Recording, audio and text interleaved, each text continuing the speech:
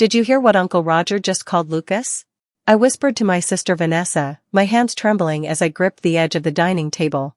Tiffany, let it go, Vanessa murmured, keeping her eyes fixed on her plate of half-eaten turkey and cranberry sauce. You know how he gets after a few drinks. I looked across the table at my 5-year-old son, Lucas, who was quietly pushing peas around his plate, his shoulders hunched and his eyes downcast. He'd heard it. Of course he'd heard it. The entire table had heard Uncle Roger loudly remark that the little bastard has quite an appetite when Lucas had asked for seconds of mashed potatoes. The Christmas dinner table fell silent for a beat before conversation awkwardly resumed, everyone pretending they hadn't heard the slur aimed at my fatherless child. Everyone except me. At 32, I'd spent my entire life trying to please this family. I'd endured their disappointment when I got pregnant out of wedlock at 27. I'd weathered their judgment when Lucas's father disappeared before he was born. I'd accepted their backhanded compliments about making the best of my situation and at least having a good job to support my mistake. But I'd never, not once, heard them insult my son to his face. I glanced around the table at my family's Norman Rockwell Christmas, Mom and Dad at opposite ends, my 2 married sisters with their husbands, Uncle Roger and Aunt Patricia, and my grandmother perched regally beside my father. All of them dressed in Christmas finery, sipping wine from crystal glasses that had belonged to my great-grandmother, pretending we were the perfect family. All while my son, their grandson, their nephew, their great-grandson, sat with his head bowed, trying to disappear. Excuse me, I said quietly, pushing back my chair. I walked around to Lucas and knelt beside him. Buddy, are you okay? He nodded without looking up, his little shoulders rigid with the effort of being brave. Would you like to go home? I asked, my voice soft enough that only he could hear. This time he did look up, relief flooding his eyes as he nodded again. I stood and took his hand. Lucas and I are leaving now. Oh, don't be ridiculous, Tiffany, my mother said with a dismissive wave. We haven't even had dessert. I made your favorite, peppermint cheesecake. I'm not being ridiculous, Mom. Uncle Roger just called my son a bastard, and not one of you said a word about it. Uncle Roger snorted. So sensitive these days. It was just a joke. Funny, I replied, my voice steady despite the rage coursing through me. I don't see Lucas laughing. Come on, Tiff, my father interjected. It's Christmas. Don't make a scene. That's when I realized, this was their reaction every time. Don't make a scene. Don't rock the boat. Accept the subtle cruelties and pretend they don't exist, because acknowledging them would disrupt the carefully constructed facade of family harmony. I've spent my entire life not making scenes, I said, surprised by the calm in my voice. I've accepted every criticism, every joke at my expense, every subtle reminder that I'm the family disappointment. But I will not, my voice finally broke, I will not stand by while you teach my son that he deserves to be treated this way. Lucas's small hand tightened around mine, and I felt a surge of strength. We're leaving. Merry Christmas. I helped Lucas into his coat, grabbed our bags, and walked out the front door without looking back, ignoring my mother's protests and my father's irritated sighs. In the car, Lucas was quiet as I buckled him into his booster seat. Mommy, he finally asked as I started the engine. What does bastard mean? My heart shattered.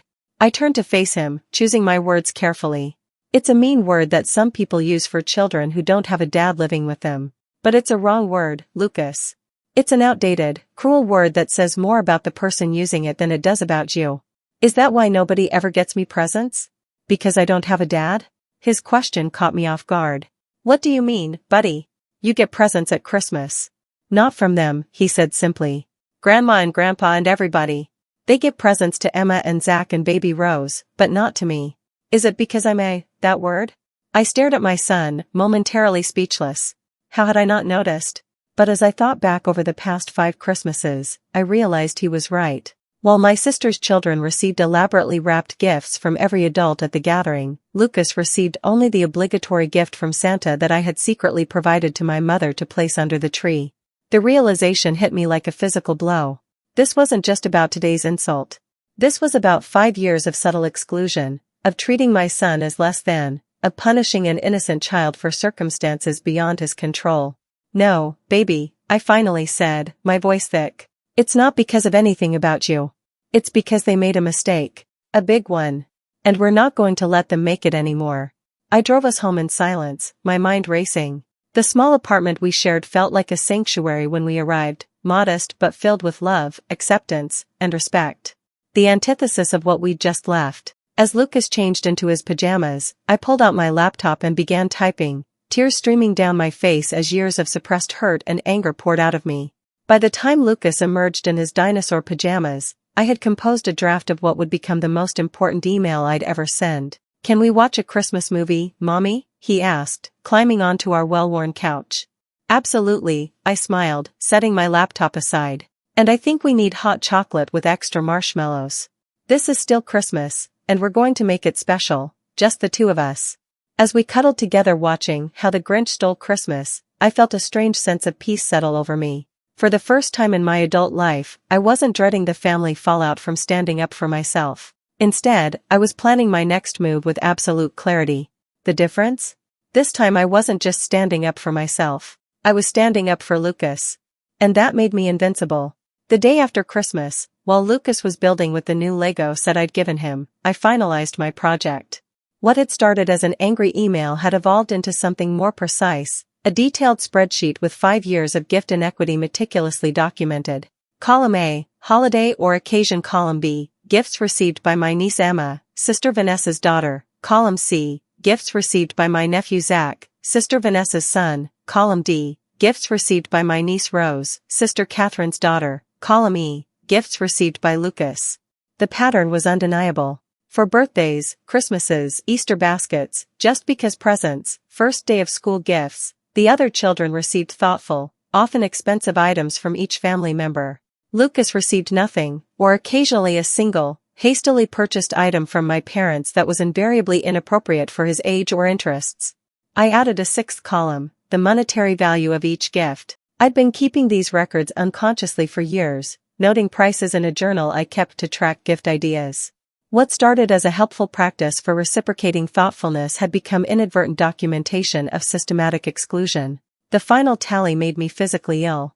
Emma, age 8, $4,265 in gifts over 5 years. Zach, age 6, $3,890 in gifts over 5 years. Rose, age 2, $2,730 in gifts over 3 years since her birth. Lucas, age 5, $340 in gifts over 5 years. I added a note that the $340 included items that had been broken, were dramatically age inappropriate, or were clearly regifted. The actual value of usable, appropriate gifts was closer to $120. Then I added one more column, what Lucas should have received if he'd been treated equally. The conservative estimate came to $3,950. I stared at the number for a long time, less angry about the money itself than what it represented. Each zero was a moment my child had been made to feel less loved, less valuable, less worthy than his cousins. "What are you doing, Mommy?" Lucas asked, coming to peer at my laptop. I quickly minimized the spreadsheet. "Just some work, buddy. How's your Lego castle coming along?" "It's a spaceship, not a castle," he corrected with the withering look only children can truly master. "Do you want to help?" "I'd love to," I said, closing my laptop. "But first, can I ask you something important?" He nodded solemnly. "Would you like to spend less time with Grandma and Grandpa and everyone from yesterday? We could do our own special celebrations instead." His face brightened. "Can we go to the zoo for my birthday instead of having a party nobody comes to?" The simplicity of his question broke my heart all over again. I hadn't even realized he'd noticed that his birthday parties were attended only by his school friends, while his cousins' celebrations were full family affairs. "Absolutely," I promised. "And we can do whatever you want for Christmas next year too. Can we go see snow? Real snow, not the fake stuff at the mall? Real snow it is." After Lucas went to bed that night, I returned to my spreadsheet, adding a cover letter explaining exactly what I was sending and why. I included screenshots of family text threads where my sisters shared the children's wish lists, threads I was included in but where no one ever asked for Lucas's preferences. I added photos of the children opening presents at various gatherings, screenshots of social media posts where my family gushed over gifts given to my nieces and nephew with no mention of Lucas. Then I did something that would have been unthinkable to me just days earlier. I printed it all out, complete with an invoice for $3,950 at the end, and prepared 5 separate envelopes, one for my parents, one for each of my sisters, one for Uncle Roger and Aunt Patricia, and one for my grandmother. The next morning, I dropped Lucas at his best friend Dylan's house for a playdate. Dylan's mom, Melissa, had become my closest friend over the years, the only person who truly understood what I'd been dealing with in my family. "You're really doing this?" she asked when I told her my plan. "I am," I confirmed. "I'm not expecting them to actually pay the invoice. That's not the point. The point is making them see what they've been doing all these years, and if they don't see it? If they get defensive or dismiss it?" I shrugged. "Then we'll have our answer about whether they deserve to be in Lucas's life going forward." I drove to each house and hand-delivered the envelopes, not trusting something this important to the mail. I didn't ring any doorbells or wait for reactions. This wasn't about confrontation, it was about accountability. By the time I picked Lucas up from his playdate, my phone had 27 missed calls and dozens of text messages, ranging from incredulous to furious. I silenced my phone and took Lucas for ice cream instead of checking any of them. "Are you mad about something, Mommy?" he asked, chocolate smeared across his cheek. "Not mad," I clarified. "Just making some changes that are long overdue." That night, after Lucas was asleep, I finally read the messages. They were exactly what I'd expected: defensive, outraged, dismissive. My mother insisted I was keeping score and that family doesn't send invoices. My sisters claimed they'd always been generous with Lucas but couldn't remember specific examples when pressed. My father called the whole thing juvenile and embarrassing. Only my grandmother's message gave me pause. "I need to speak with you in person. This isn't something for text messages." The next morning, I arranged for Lucas to spend the day with Melissa again and drove to my grandmother's assisted living apartment.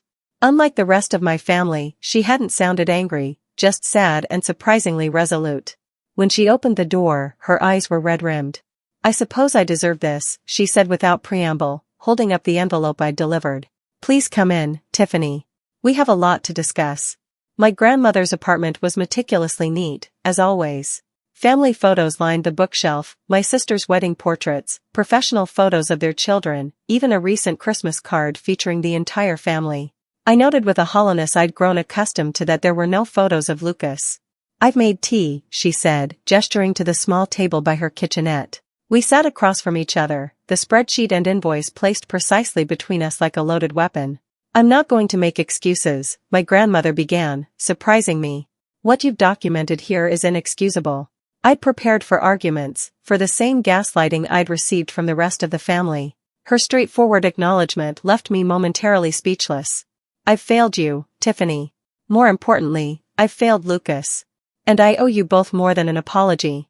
She sighed deeply, looking suddenly every one of her 82 years. "I've always prided myself on being the family matriarch, on setting the tone for how we treat each other. But in this case, I set the wrong tone, and everyone followed." "What do you mean, you set the tone?" I asked, confused. "When you got pregnant and decided to raise Lucas on your own, I was disappointed.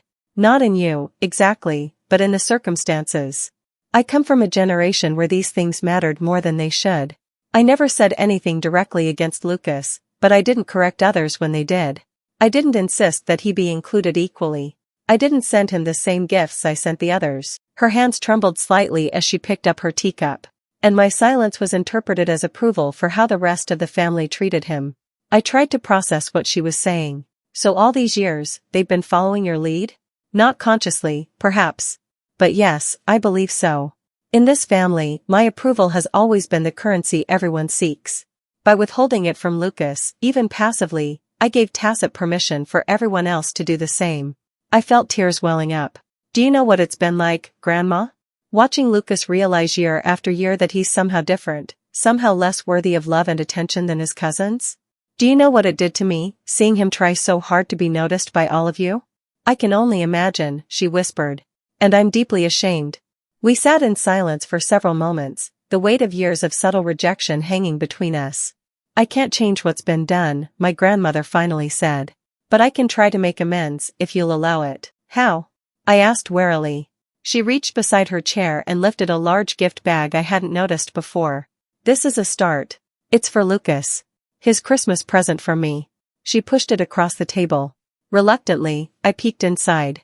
It contained a custom-made quilt, each square featuring a different dinosaur, Lucas's obsession since he was 2. "I've been working on it for months," she explained. "I meant to give it to him yesterday, but..." She trailed off. But you didn't want to make a scene by treating him the same as the other children, I finished for her. She nodded, ashamed. I was a coward. I convinced myself I'd give it to him privately later, but that was just an excuse. I ran my fingers over the quilt's careful stitching. It's beautiful. He'll love it. There's more, she said, reaching for her purse. She withdrew a checkbook and began writing deliberately. When she finished, she tore out the check and placed it atop the invoice I'd created. This doesn't erase anything, but it acknowledges the wrong that's been done. I looked down at the check. It was made out to Lucas for exactly $3,950. I don't want your money, Grandma. It's not for you.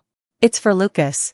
Put it in his college fund, or use it for that trip to see real snow he's always talking about. At my surprised look, she added, I do listen when he speaks, even if I haven't shown it properly. A check doesn't fix this, I said, but without heat. I was too emotionally exhausted for anger. No, it doesn't. But it's an acknowledgement of the debt owed, not just financially but emotionally. She reached for my hand across the table. The real repair work will take much longer, if you'll give all of us, the chance to try. I don't know if I can trust them with Lucas's feelings again. That's fair, she nodded. But perhaps you could trust me to hold them accountable from now on? To be the matriarch I should have been all along? Before I could respond, my phone buzzed with a text from my sister Vanessa, just left Grandma's. She read us the riot act about Lucas. I'm so sorry, Tiff. I never realized how it looked through your eyes. Can we talk? Almost simultaneously, another text came through from my sister Catherine. Mom and Dad just got the tongue lashing of their lives from Grandma. She showed them the spreadsheet and pointed out every single time they'd excluded Lucas. Dad actually cried. I've never seen him cry. I looked up at my grandmother with new respect. You've been busy this morning. A hint of the formidable woman I'd known all my life returned to her expression. I told you I set the tone in this family. It's time I set the correct one. Over the next few weeks, tentative amends began. My parents came to our apartment, the first time they'd visited in years, bearing Lucas's Christmas gifts, a proper bicycle, the one he'd been asking for, a subscription to a monthly dinosaur kit, and tickets for all of us to visit the national park where dinosaur fossils had been discovered. My sisters arranged playdates with their children, making specific efforts to accommodate Lucas's interests. Uncle Roger sent a stiffly worded apology letter with a gift card to Lucas's favorite bookstore. Aunt Patricia called me directly, weeping with genuine remorse when she realized how her behavior had affected my son. None of this erased the past 5 years. None of it immediately healed the wounds that had been inflicted. But it was a start. 3 months later, on Lucas's 6th birthday, we didn't go to the zoo as he'd originally requested. Instead, we had a party in our small apartment, attended by every member of my family, each bearing thoughtfully chosen gifts and genuine enthusiasm for celebrating my son. As Lucas blew out his candles, surrounded by cousins who were now becoming real friends, my grandmother caught my eye across the room.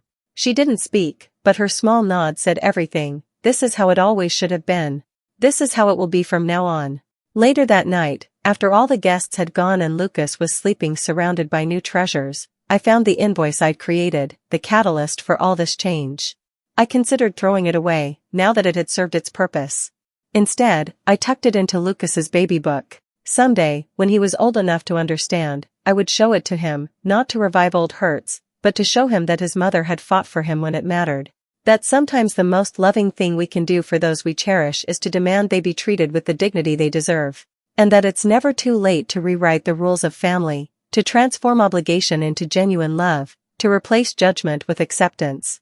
The receipt for what they'd never given had finally been paid in full, not just with presents and apologies, but with the promise of a future where my son would never again be made to feel like an outsider in his own family.